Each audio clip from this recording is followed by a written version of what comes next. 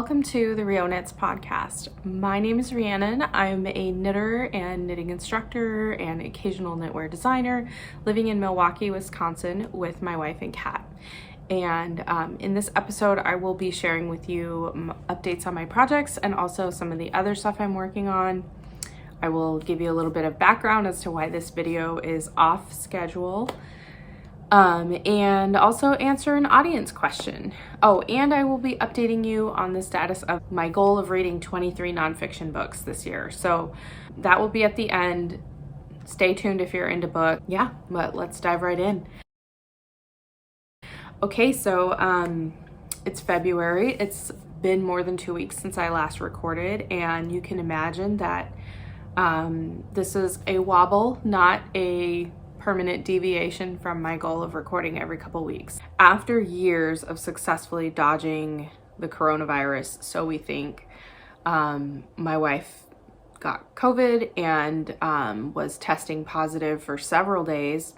It's startling how even for a person who has been vaccinated and had like booster vaccines and everything, it can still really take you out. So, you know, we are like just kind of reminded of, you know, just how dangerous COVID is. So, yeah, so that definitely messed with my schedule, and I didn't do a lot of knitting. And then what knitting I did, I have a project that's very near completion, and I had this weird feeling of like, I should finish it before I record, but that just doesn't even make sense. I mean, you don't care if I have finished objects, really, right? I mean, if you're watching this, you can let me know if you care, but I sincerely doubt that you do. So I will share with you my work in progress that is nearly finished.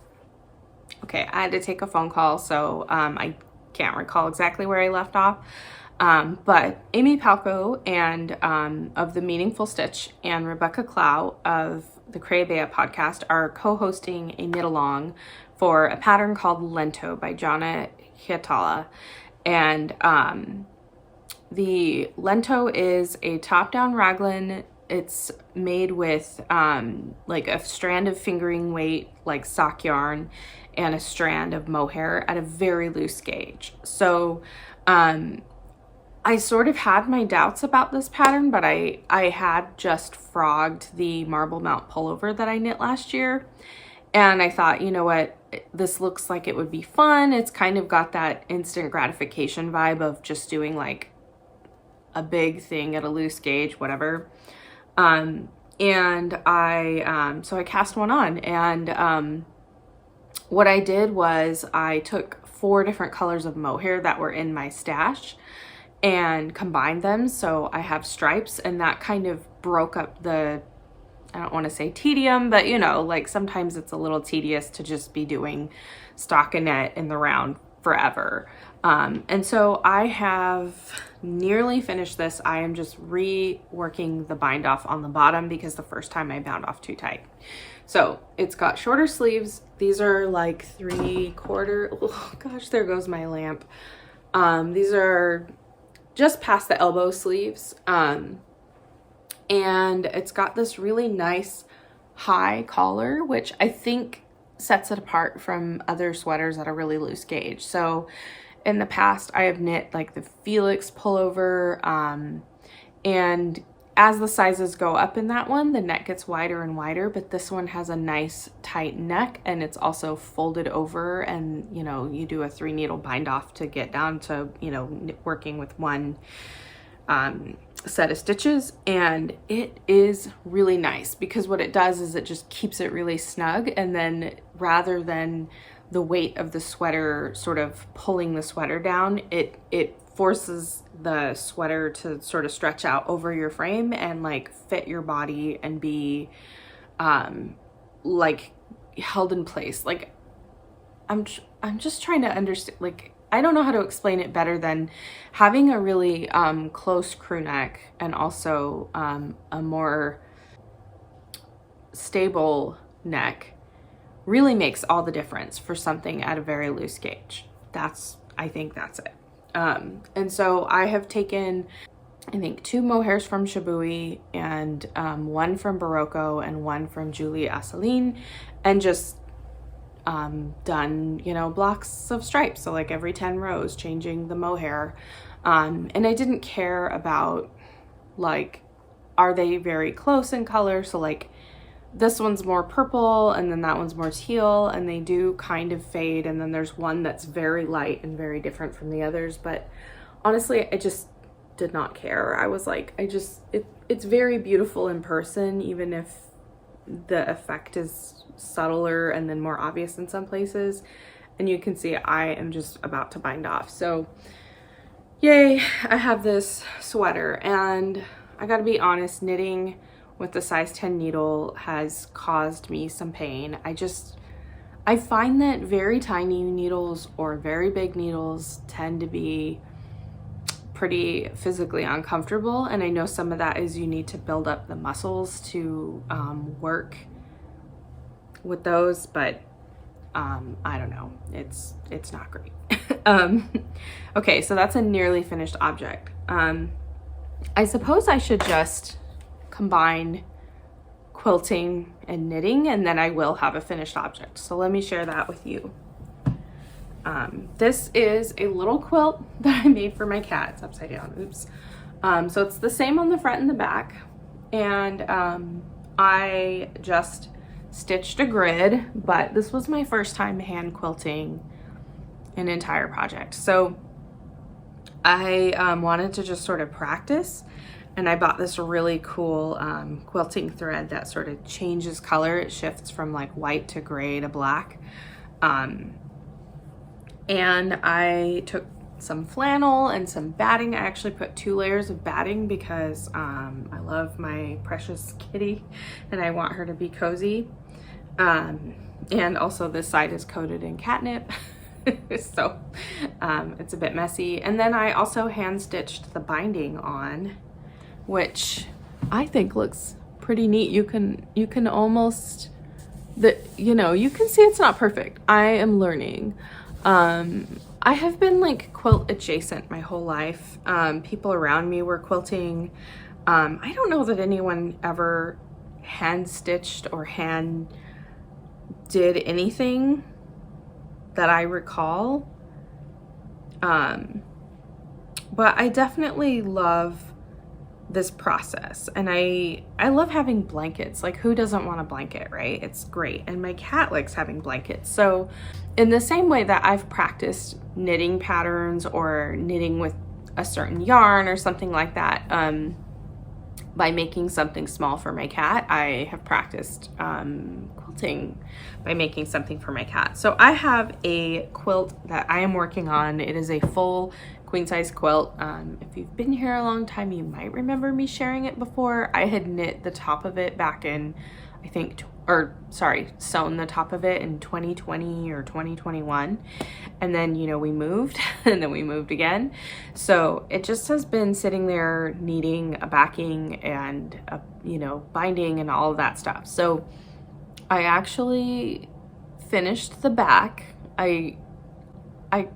Some people will just do a solid color back quilt. I find that is like missing a big opportunity to have more fun with piecing. So if you enjoy piecing, I think you know what I mean. And I just made a big random blocks backing. I just cut fabric up into squares and rectangles, sewed them together however it looked nice, and then put those blocks together. So I will insert a picture and you'll see it. Some of the fabric is, you know, leftovers from other sewing projects. Some of it was just fabric I had bought for, you know, this purpose. And then some of it is actually fabric that I dyed myself.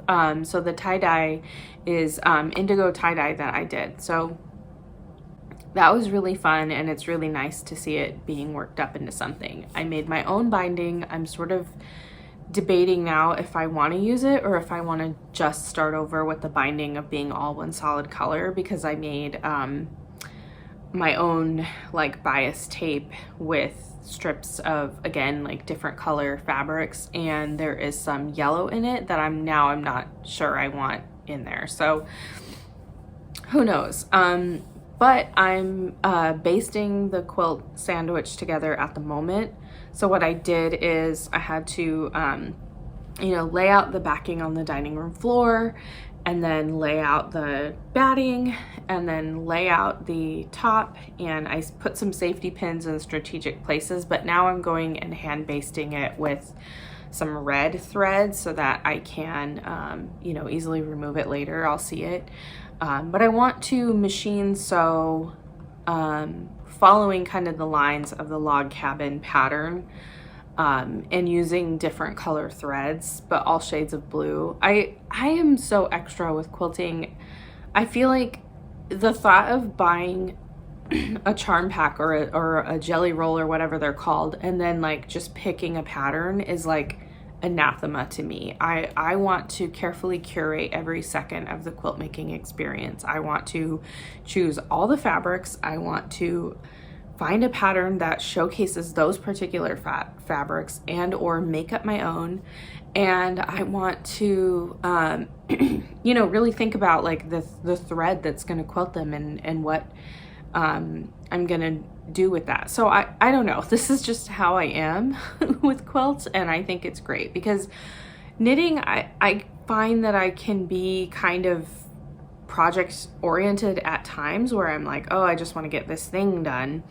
And quilting is sort of like, well, you're going to have a blanket for many, many years. I mean, you probably would have a sweater for many years too, but there's something, I don't know, it's like maybe it's the size of the project that there's a sense of longevity to it, and that makes me want to take more time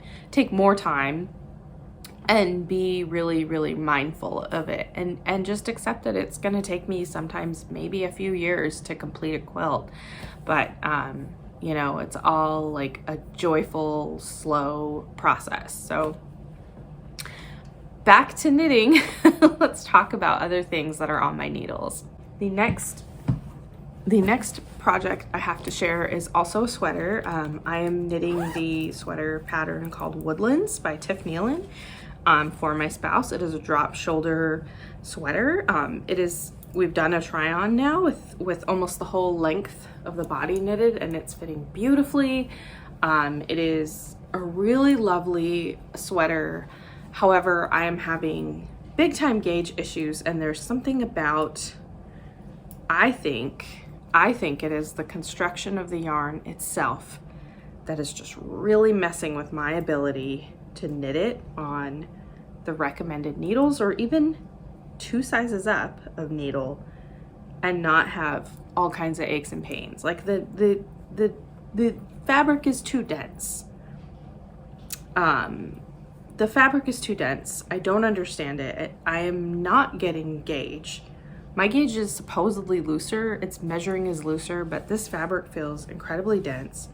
I don't understand what's happening, and so it's kind of fallen by the wayside, and I'm really sad because I want to make this. This is a sweater that that my spouse requested years ago, and I'm finally working on it, but now I feel like it's becoming a literal pain. Also, I have had a couple times lately where I've shoveled a lot of snow, and that has definitely created some of the forearm pain drama. That was the origin of it, was snow shoveling, and then just the knitting on certain needles has exacerbated that. So whatever. Another pattern that you have seen me share before is my NYX shawl. I've made a lot more progress on it. Oh gosh. Of course, I stopped in the middle of a row. Oh boy. So this is it unblocked. I think when I block it, it will stretch out and this piece will be bigger, but here is where it is so far. Let's see if I can maybe hold it up so you can see. This is kind of the coolest thing about this pattern, is that it has these really nice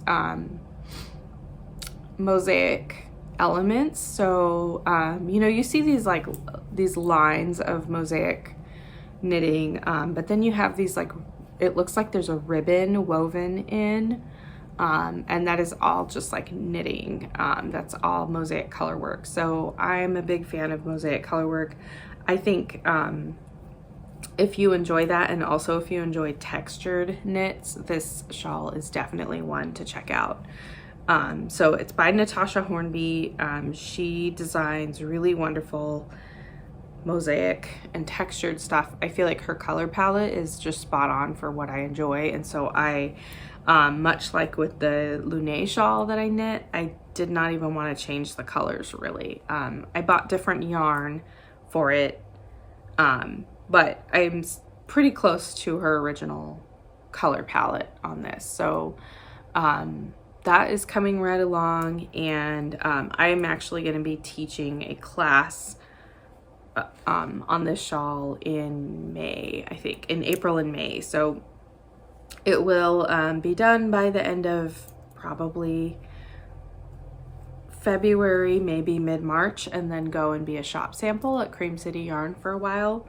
And I'm just excited that I get to teach this, because this is a really, really fun pattern. If you're a process knitter too, I think having something where there's an element of, oh, I can't wait to get to the next section, that really works. So, you know, you aren't doing any one thing for too long, but at the same time, this designer makes patterns where you do, you know, say you're doing fisherman's rib for 10 rows, and then you switch and you do mosaic color work, and then you switch back, and then you're doing another texture, and then you go back and do more color work, and then you do a different color work design, and then you do the first color work design again, and then you do the fisherman's rib again, and then you do the, you know, it's like there's these different sections, and you are just repeating them in a really interesting sequence.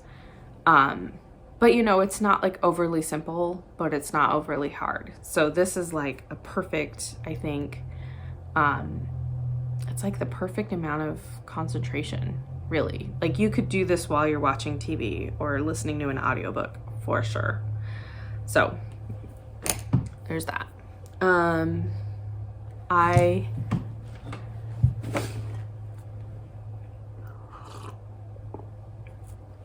Speaking of classes, I am not going to teach the drawing sweater after all. I started knitting it, and I'll insert a picture of the yoke that I was working on. And honestly, the sweater is just a total pain in the butt to knit. I found it to be not fun, and I had to think about I am teaching like a fairly challenging texture and mosaic knit. I am teaching, you know, people like cables and lace, and I want to be a teacher that encourages people to try things that seem too hard for them, but I don't want to be a teacher that is always like, only the most advanced students can take this class, or this is going to be you know, difficult and like onerous. I want people to have fun, and I want them to come away feeling good about what they're doing. So that project was just not fun, and I was like, if I'm not enjoying it and I'm the instructor, like how am I going to sell people on this, right? Like how am I going to be like, you're gonna love this, when in fact I don't love it? So I took that yarn out, and I am just making a Sophie shawl with it instead, because that is a pattern that I do enjoy. I think it presents a lot of possibilities. So here we go. I have a big triangle of garter stitch with this gray yarn, and isn't it lovely? But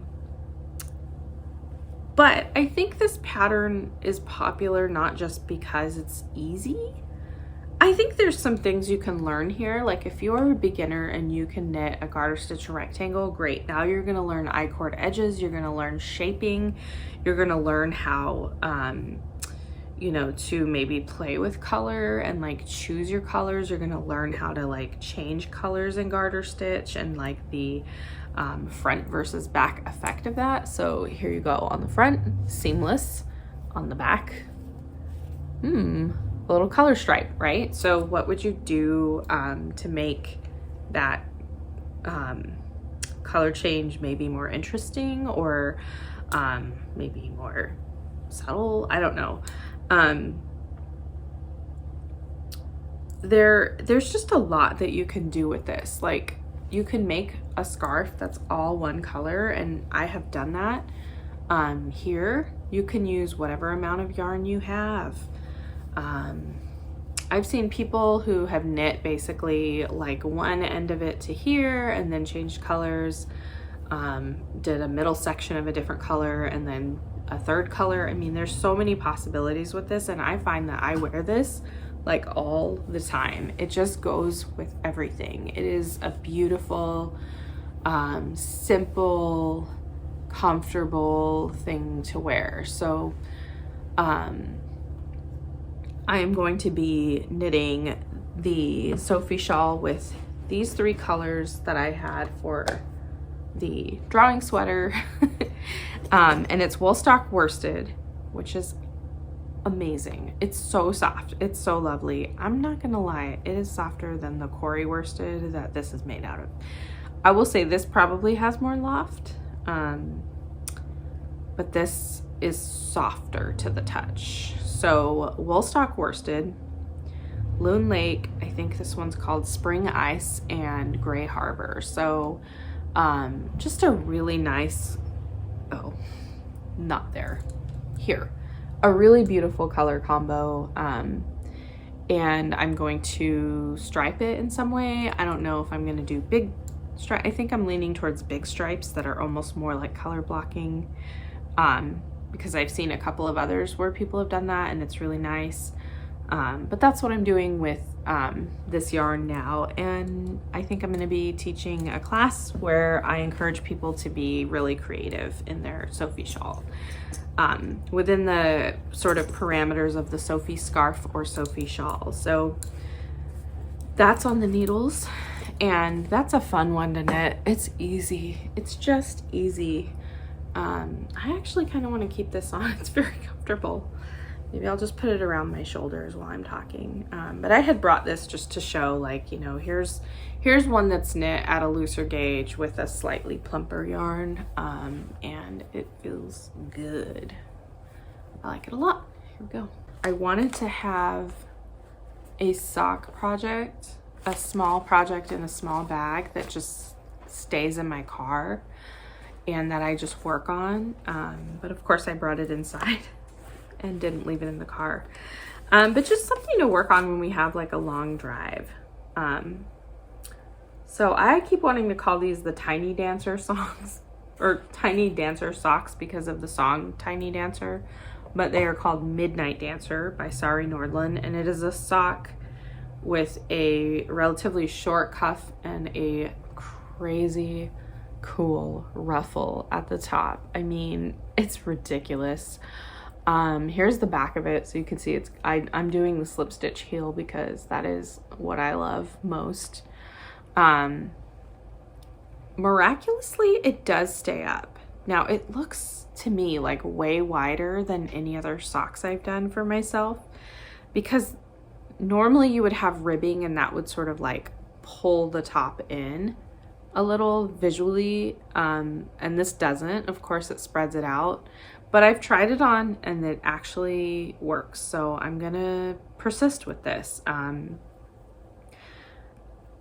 The light is so terrible here today because it's snowing for some reason. I don't know, just decided to snow today. It was 55 on Tuesday and I did not wear a jacket outside. Okay, the yarn for the Midnight Dancer socks is by Spriggs and Stone. I knew I wanted to look at this because it's a really interesting 55% superwash merino, 25% nylon, and 20% kid mohair blend. I knit my spouse a pair of socks out of this in another color.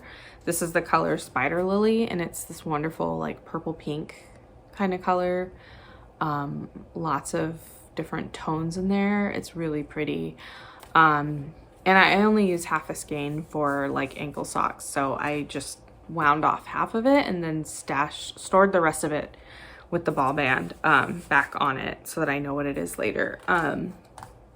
And yeah, I'm enjoying that, but of course it is my car knitting, so I'm not working on it regularly. When summer comes and we have more day trips, I think I will need car knitting more. So I have talked about the Woodlands pullover. I've talked about the Knix shawl, the Lento sweater, my second Sophie shawl, my Midnight Dancer socks, and the demise of the drawing sweater. One other project is I'm making a pom-pom garland. I had some yarns in stash that I didn't really know what to do with. And I have one of those little clover pom-pom makers, and I've just been making pom-poms. And so, oh my gosh, I have a bag of them here. I have a bag of them, and I'm going to be making a garland. Basically, this is my color palette. It's sort of, you know, like this hot pink, white, black, brown sort of thing, and just using up various scraps. So I think I have enough now to make a good garland. I don't know if I'm gonna like add anything else into the garland, like non-pom-pom things. I don't know. Also, I just want you all to know that my cat came out and started eating, which is what she always does when I'm recording. So you will probably not even hear her, but there she is. Okay, so other just kind of stuff I wanted to share is I went to a day. So a couple other things I wanted to share in the sort of rambling life update sort of area is that we went to a hike for Squirrel Appreciation Day. I did not know that was a national day, but it is. And I learned that all the nests that are high up in these bare branch trees in the winter are actually squirrel nests, and that makes my heart so glad. Like, I think that is so cute. I don't know, just the thought of a squirrel building a nest with leaves and things is just really, really charming to me. So you're welcome. Now you know too. Another thing I wanted to share is that I watched this video from a podcast called Watch Barbara Knit, and she talks about, are you a beginner knitter, an advanced knitter, an experienced knitter, etc. And it was really great to hear, you know, not just her opinion, but like the Craft Yarn Council, how they consider it. And I would just recommend, you know, watch that video and see where you land, because you might be surprised. I actually think I'm an experienced knitter, and I guess I've been knitting for 7 or 8 years now, so it's not like that's a total shock. But I mean, I guess I imagined that I would enjoy every technique that I met in order to be an advanced knitter, but not really. So like, I've done pretty complex brioche projects, and I just don't enjoy knitting brioche. Like, I just don't. That's why I don't do it. You don't see me doing it because it's not for me.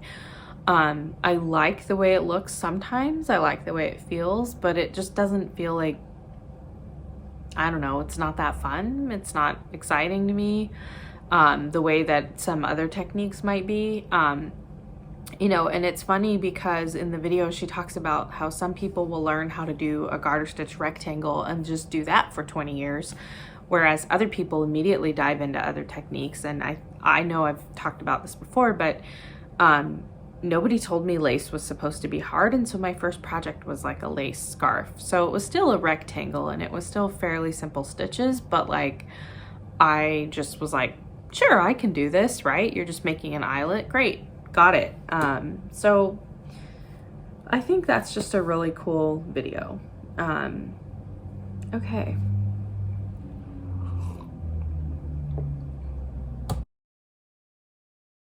Now I want to answer an audience question, and I want to start by saying I really appreciate your questions. I love when you give me a prompt to talk about. So if you can think of anything more, like, just share it. Just comment below, share a question that would give me something to share with everyone else, because chances are if you're thinking it, then someone else will be too. So the question I got was, how do you find patterns that you want to knit? And I didn't just take this as like, how does one do this, but how do I in particular find patterns that I want to knit? So I will share my practice of finding patterns and a little bit about how I choose what I'm going to make. So number one is I watch what other people are making. And this is kind of the most obvious thing, because this does, I think, lead you to some patterns like the Sophie shawl, or like, other things by Petite Knit. She's a very popular designer. Andrea Mowry, people like even Natasha Hornby, I got from watching the Caddy Jacks podcast. So they did a Natasha Hornby, I feel like they did a knit along for her shawl patterns or something, a Moonstruck Cal or something like that a few years ago. And so that's always like a good starting point for me. But I would say if you're going to watch any one podcast to get to know what's out there, watch Fruity Knitting. Absolutely watch Fruity Knitting. So Fruity Knitting is a podcast that really goes way deeper. It is not just somebody like me sharing about what they're making. It's actually an interview series. So they do in-depth interviews with different designers, or sometimes even with people who do some other kind of making. But you really get a sense of the personality behind the designs and the craft and sort of their aesthetic and where they came from, what they learned, how they learned, who taught them. It is so rich, and like there are over 100 episodes. So I would say definitely watch that one, because I have found designers like, I would say like Louisa Harding is one that I would have probably never otherwise have seen. And I haven't knit anything by her yet, but I am planning on it someday. Marie Wallen I discovered through there. They have several interviews with Marie Wallen. I mean, if you want to learn about what's out there, for sure, like pay attention to what other people are making, but watch Fruity Knitting, because they will be, and they are never knitting like the trendy thing that everyone's knitting. And that's another thing I love about them, is because my aesthetic is not super speckly, hand-dyed, indie dyed, and no shade on anyone who likes that. I do like those sometimes. I like it, like for the socks I'm making or whatever. But I feel like a lot of times there are a lot of podcasts where it's somebody like me who's just a hobbyist saying, here's what I'm making. And they tend to follow trends and be like, well, everyone's making this thing, so I'm going to make this thing, right? And I first of all, I don't have the amount of time it would take to follow a trend, but also I'm totally in search of what works for me, not what is cool right now. So sometimes those things line up. Most of the time they don't. There you have it. But I would say more significantly, one of the ways that I have discovered patterns that I want to make is through just doing my research and Googling. So here's a great example of several years ago, I was in Powell's bookstore in Portland, Oregon, and I saw this book and I really liked this pattern. I thought it was really pretty. I also, I think styling is important. So some of the styling in this book is totally not for me, but I liked the way this in particular sweater was styled. It's got, she's got jeans on. It's kind of a slouchy, but like it's got like an elegance to it. But it also looks like an oversized comfy sweater.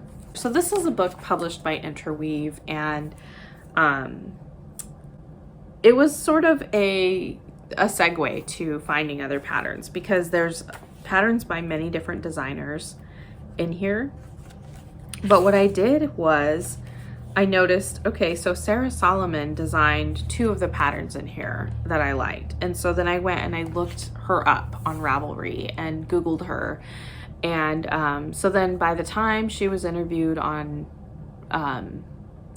another podcast, I think the ryoknits podcast, I was like, I'm ready for that. Like I already knew I liked this designer. I like her aesthetic.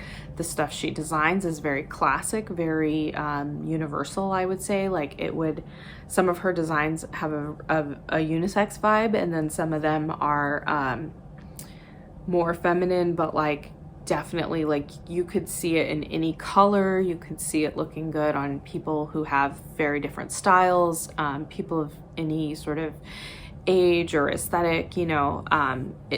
There's just something about her designs that I really like. So I would say if you have this, or if you have like even a pom-pom magazine, like you know, you see this cover and you go, wow, what a sweater, right? Well, this is Nora Gahn. Nora Gahn was the guest editor of this, and she also designed the cover photo. And I think then you Google Nora Gahn, right? And you learn more about, oh, who is Nora Gahn? What kinds of things does she design? This Sojourner shawl by Zandy Peters got me kind of turned on to like Zandy Peters and those possibilities. So whenever I have a magazine or a book, I look at the names of the designers and then I Google them. If it's something I like, I Google it. A lot of other patterns I found because I was Googling yarn. So here's just an example. I am fortunate in that as much as I love receiving gifts, my spouse likes giving gifts. And so for Valentine's Day, I got these 3 skeins of Hedgehog Fibers Tweety. Now, this is because somebody else bought it for me. I got 2 of one color and 1 of another color, and I think, you know, my wife was saying that she just couldn't remember which color I wanted most of, and so bought like 2 colors and was like, yeah, you'll figure out what to do with this, right? And like, absolutely I will, because I love all the colors of this. So, you know, the funny thing was I was like, you know, any color of this I would have been happy to have because it's very pretty and it's fun. So now my task is to figure out what am I going to make with these 3 skeins. Now I could separate them and be like a hat, a shawl, right? But I kind of want to put them together. I don't know. So that's when I go and I use Ravelry search features and I start looking up, you know, I can search by this yarn. I can look at what have other people made with this yarn. I can search by, you know, just like what have people made with DK weight, you know, 2 colors or whatever, this many yards. These are, I think, 230 meters each. So it's probably about 250 yards. So, you know, altogether, I think I have like 750 yards. To me, that says shawl, right? It's also a very, like, it has the effect of like a speckly kind of thing because of the tweed. So I know I want something with not a lot of complicated color work, or maybe not too much texture because it would compete with it. So, you know, I use that to kind of filter down and figure out like, what could I make with this? And through that process, I actually find all kinds of patterns that maybe I end up deciding I don't want to use this for, but I would like to make someday.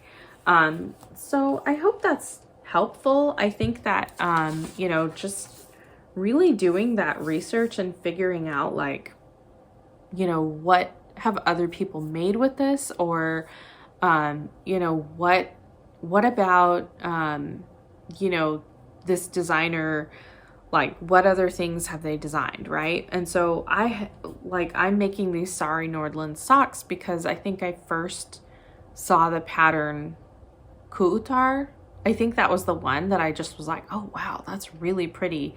And I have another Sari Nordland shawl on the needles that we won't talk about, but it's, you know, it's a long-term whip. Anyway, I knit the Luma pullover. I love Sari Nordland, and I think it was like seeing one pattern of hers that made me go and search and go, oh, actually, I like a lot of patterns of hers. Oh, actually, she has a podcast. oh, actually she's going to be releasing this pattern. And so now I think I have another like 3 or 4 of her projects like in my sort of mental queue.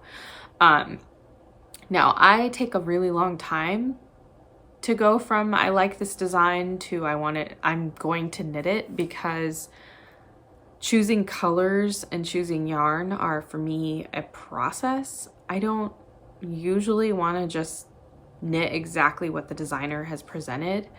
And oftentimes I will like dither about colors for years. Like I know I want to make a pressed flower shawl, but I am currently dithering whether I want the flowers to be like a spin cycle type color changing, or a solid color with mohair, or like a speckly variegated yarn. Right now I'm leaning towards like a Malabrigo style, like, you know, lots of colors but like softly blending into each other. But I also have sort of gone back and forth. So, you know, I mean, it might take me a long time to, like I said, like knit something by that designer, but I find that I find patterns. And in the meantime, you know, while I'm admiring these designs by Sarah Solomon, or while I'm working on the next shawl, like that designer is releasing new patterns, right? So like Natasha Hornby just keeps cranking out the hits, in my opinion. And I'm like adding things, right, like to my favorites, like, oh, I'm gonna want to make that, I'm gonna want to make that. So it's all just like kind of a process, I think, of doing research. When you find something you like, kind of like follow that thread, you know, and just see where it takes you. And you know, when you are watching other people's podcasts, like pay attention to the things that they're making that you like and that you don't like, and really ask yourself, like, is it I don't like it because of the colors they've chosen, or I do like it because of the colors they've chosen. It's just sort of a process, but I think that you will get to, you know, figuring out more and more like options, right? And not just being you know, stuck with kind of like what's trending. I also do sometimes just do like a search on Instagram, because I notice a lot of times when I'm searching for something else, like I want to message a particular person, it's suggesting things that I could search, and there's a lot of like color work yokes that are popping up for me. And so sometimes I will just go down that rabbit hole and just be like, okay, well, what's this, and who designed it, and then what is that designer, you know, and then click through, and what's that designer's overall aesthetic, what other designs do they have. So if Ravelry isn't an option for you, I would say Instagram is your next best bet, because you will get lots of visuals. I hope that was helpful. I think that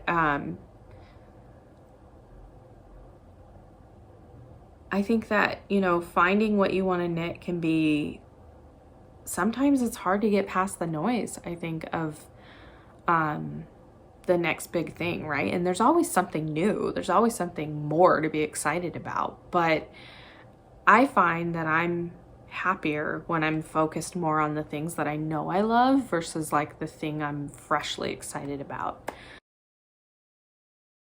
Okay, just to give you a little update on what I've been reading. So the knitting content's done. If you aren't into the books, I'll see you next time. But if you are into the books, let's talk about that.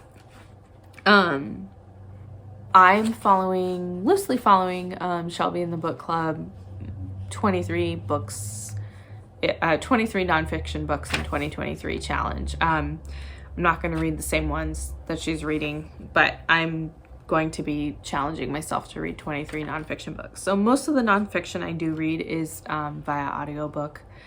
I do enjoy an audiobook, a nonfiction book as an audiobook, because there's something about the way I receive information that I don't need to be like in the story or focused on it in the way I do with fiction. So it's fine to just kind of let that information wash over me. For fiction, I totally want a paperback. Like, I want to be really looking at it because there's a storyline to follow.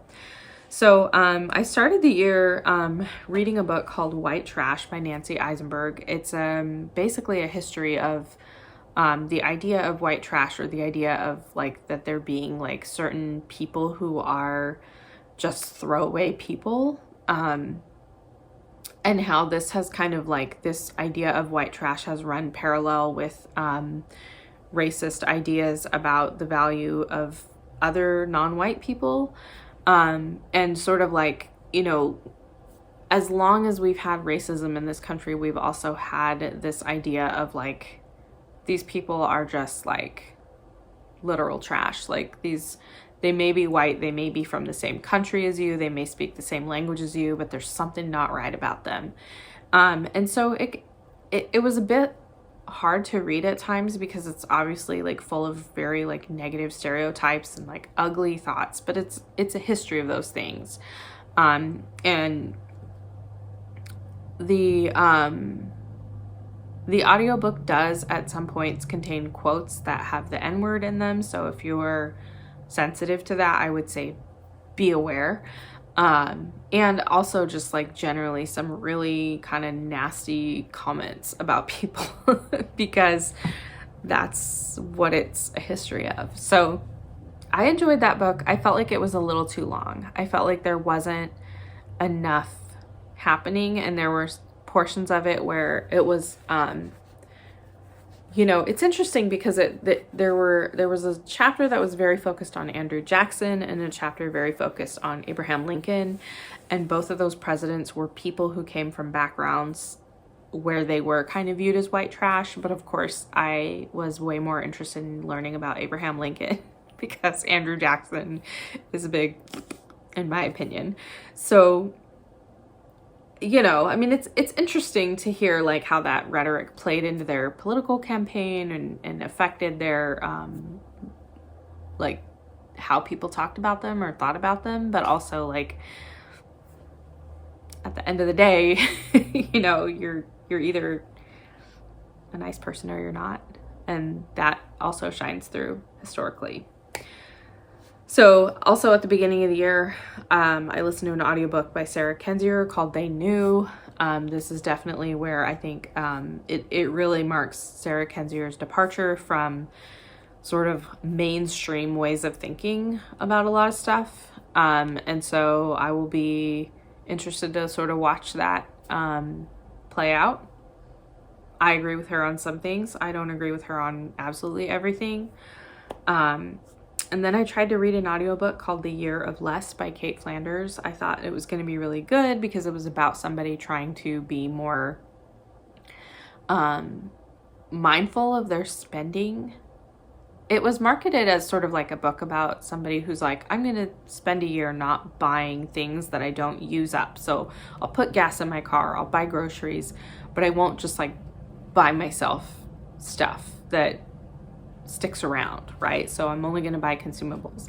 But by the third or fourth page of the, like 5 minutes into this book, I realized this author is very fat phobic and, you know, commented again and again on her weight and how she wanted to lose weight and she was carrying around extra weight and like how she just like, oh dear, I'm going to be plus size if I keep going in this direction. And it was super irritating and rude and offensive and dated, frankly, dated.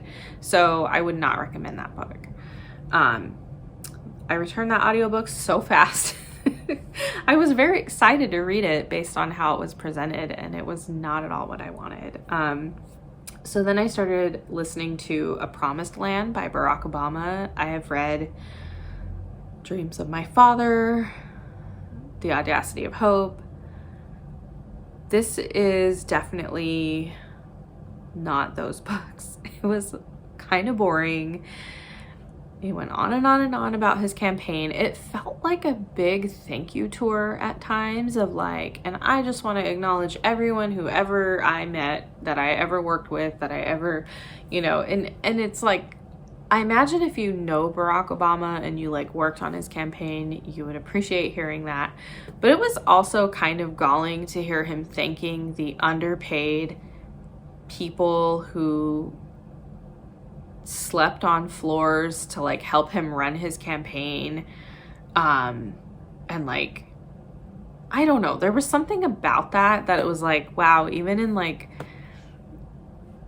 just a few short years before the bailout of the banks after the Great Recession, you had underpaid people like running your campaign. I don't know. It just like, I immediately just got super annoyed with it because I was like, some of this is kind of rude. Like just, and also like, I think there's something about like, now that he's no longer running for office and that he's no longer having to be presidential, so to speak, I was kind of hoping for a more authentic version of himself, but I don't think you're ever going to see a former president be as authentic as they were. Like when Barack Obama wrote Dreams of My Father, he was not famous yet, right? Like I mean, some people knew who he was in his state, but like generally I think most people didn't know. And so part of what's beautiful in that book is like just the rawness of it, of like, here's a person being a vulnerable human being in all of their you know, the good and the bad. And now it sort of feels like there's this like level of insincerity that I don't know if that's like real insincerity or if it's just like forced insincerity that attaches itself to his writing, that, you know, you can never hear somebody being just a person because they're always President Barack Obama, right?